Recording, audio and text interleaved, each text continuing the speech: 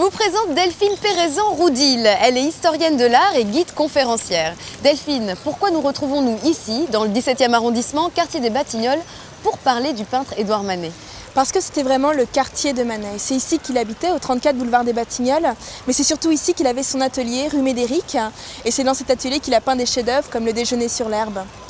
C'est un quartier qui est très intéressant parce qu'il y avait de nombreux jeunes artistes à l'époque qui se regroupaient autour de Manet, qu'on appelle le groupe des Batignolles, et tous ces jeunes artistes aimaient bien aller boire des verres dans le coin et parler d'art, et c'est là littéralement qu'est né l'impressionnisme. Donc si je comprends bien, les cafés, les bars, les bistrots inspiraient les impressionnistes. Oui, tout à fait, puisque les impressionnistes s'intéressent à la modernité, au quotidien, et peindre les cafés, ça fait vraiment partie des sujets de prédilection de ces artistes.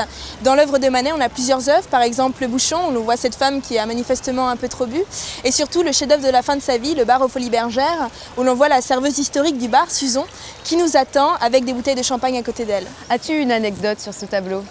Ce tableau a dû vraiment travailler Manet, puisqu'il a reconstitué littéralement le bar des Folies Bergères dans son atelier. À cette époque-là, il était âgé, malade, donc il ne pouvait plus se déplacer. Il a fait poser Suzon, et on remarque des détails un peu amusants, par exemple les bouteilles de champagne qui ne sont pas au frais. On dirait que c'est un sujet qui lui tenait à cœur. Je pense, oui.